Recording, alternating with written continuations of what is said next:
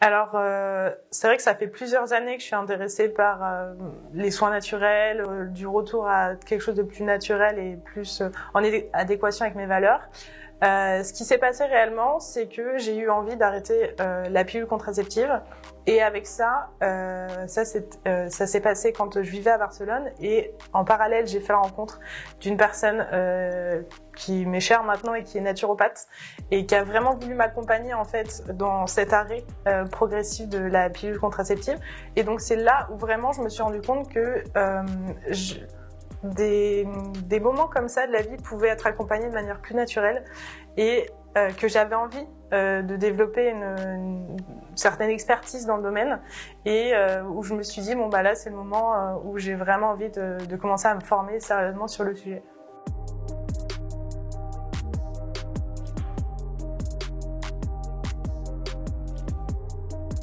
Je m'appelle Lorraine, j'ai 28 ans, je travaille dans une célèbre entreprise qui vend des objets reconditionnés à Paris et j'ai suivi la formation donc, de conseillère en phytothérapie et je suis actuellement en train de suivre celle en micronutrition.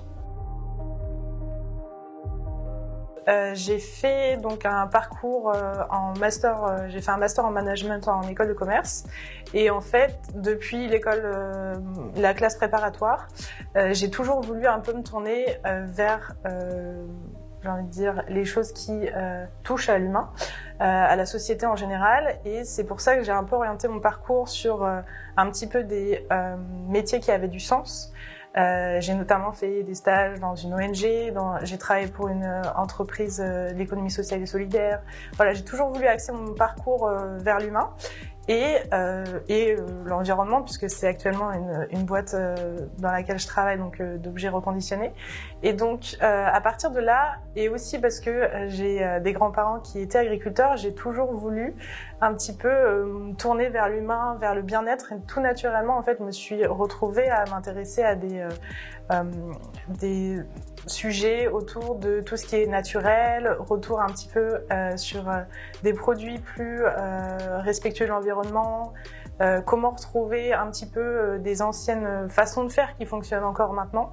Et donc tout naturellement, je me suis tournée vers des sujets autour de la phytothérapie, de la naturopathie, etc.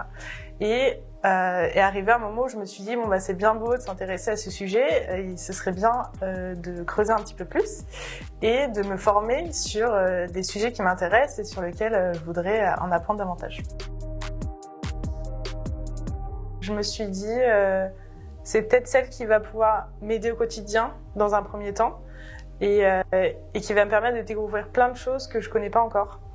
Alors certes, j'utilisais comme peut-être beaucoup de gens des tisanes, des choses comme ça, mais comme on dit souvent, ou la passiflore par exemple pour mieux dormir, ou des choses comme ça, des choses un petit peu connues et reconnues, mais je m'étais dit bah ça c'est peut-être une formation qui au quotidien va me permettre de me sentir mieux, d'avoir une certaine forme de bien-être aussi.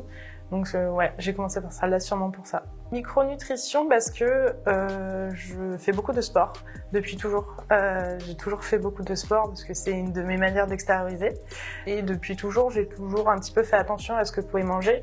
Et ça va globalement avec une manière de vivre, de se tourner vers des choses plus naturelles. Donc évidemment, privilégier de l'alimentation qui est plus saine, bio, etc. Et j'avais un peu envie de comprendre les dessous de tout ça, comment ça fonctionnait exactement, même si j'avais des notions un peu comme tout le monde finalement, en tout cas tous ceux qui commencent à s'y intéresser. Et je me suis dit, j'ai envie vraiment de creuser et de comprendre pourquoi on dit la vitamine D en été, pourquoi on parle de la vitamine C quand arrive l'hiver, enfin voilà, des choses comme ça. Et je me suis dit que c'était pour moi hyper important de comprendre comment ça fonctionnait pour que au quotidien, je puisse un petit peu appliquer certaines règles ou même m'aider pour ce qui est du sport, en tout cas de la récupération ou des choses comme ça.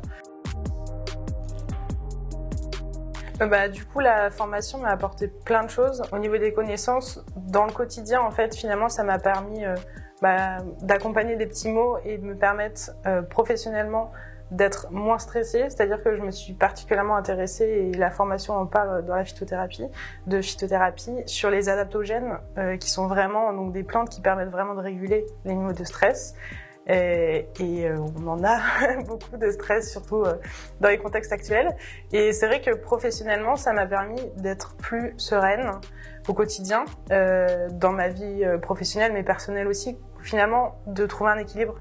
Et que les plantes me permettent justement de me sentir mieux, d'accéder à un bien-être plus général. Et au-delà de ça, finalement suivre une formation en dehors d'un cadre professionnel qui n'est pas obligatoire, mais qui me montre que je suis capable d'y arriver, d'avoir une certaine autodiscipline, c'est hyper gratifiant personnellement de se dire qu'on a réussi à se donner un objectif et de l'atteindre et d'avoir appris plein de choses derrière et d'être en capacité de pouvoir les partager avec tous les gens qui nous entourent.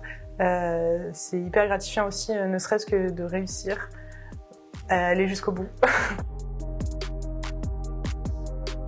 La réaction était plutôt positive. Enfin, j'ai pas eu de toute façon une réaction spécifiquement négative, heureusement. Mais de mes proches, en tout cas, côté mes parents, ils étaient pas très étonnés, puisque, comme je disais tout à l'heure, j'ai mes grands-parents qui étaient agriculteurs, donc du côté de ma mère. Et ma mère a toujours été tournée vers des manière de soigner les petits maux du quotidien le plus naturel possible. Et du coup, finalement, elle était ravie de savoir que j'allais me former donc dans ce domaine, puisqu'elle arrêtait pas de me dire comme ça, tu me diras comment on fait ci, comment on fait ça, est-ce que je faisais bien, voilà. Donc elle était ravie. Et mes amis proches, finalement, étaient pas très étonnés non plus. Et ils se sont dit, jackpot pour nous, comme ça, vous donnera des conseils gratos. Et dans mon entourage professionnel, j'ai pas forcément eu le besoin spécifiquement de le dire à tout le monde, parce que comme je le faisais avant tout pour moi-même, je l'ai pas forcément toujours dit, mais en tout cas quand je l'ai dit, c'était plutôt des réactions étonnées, mais dans le bon sens. Effectivement, il peut y avoir la méfiance de certains qui peuvent se dire oui, mais faudrait pas que ça remplace la médecine traditionnelle, etc. Et finalement, moi, je l'ai jamais abordé comme ça, et en tout cas, jamais présenté comme ça. Moi, j'ai toujours, en tout cas, dans la manière dont je le présentais, essayé de dire que c'était finalement pour accompagner en plus et prévenir plutôt que ça soigne évidemment. Mais l'idée, avant tout, c'est de prévenir pour éviter d'en arriver au moment où on est malade. Et finalement, c'est plus pour accompagner la médecine traditionnelle plus que pour la substituer. Et donc, à partir du moment où on explique que c'est ça et que c'est pas du tout pour aller à l'encontre d'eux, les gens le comprennent très bien. J'ai pu conseiller des proches, comme surtout moi-même aussi, à prendre des plantes qui permettent de se sentir mieux, de réduire des niveaux de stress, mais aussi de mieux dormir, psychologiquement aussi, parce qu'on a passé des périodes difficiles ces 2 dernières années, de réussir à avoir une certaine forme de résilience, de se sentir plus à l'aise, de se sentir plus serein. Et c'est vraiment sur ces plantes-là que j'ai accès, en tout cas que j'ai pu me supplémenter, mais aussi les conseiller à mes proches. Et encore, il y a une semaine, je pense, j'ai conseillé à une de mes amies qui a un proche qui vit une période un peu compliquée, qui a du mal à dormir, etc. Je lui ai conseillé de prendre une des plantes pour mieux dormir, pour se sentir plus à l'aise et plus serein. Et juste pour ça, je me suis sentie vachement fière. J'ai déjà des formations que j'ai envie de suivre après celle-ci. J'ai vu évidemment l'aromathérapie qui me fait de l'œil. Et j'en avais vu une autre sur les besoins émotionnels que je trouvais hyper intéressant aussi, puisque je m'intéresse aussi beaucoup sur tout ce qui est développement personnel. Même si je pense que ce sera peut-être dans un second temps, parce que ça doit être peut-être plus challengeant, on verra. Mais d'abord l'aromathérapie, qui complémenterait peut-être celle que j'ai eue avec la phytothérapie.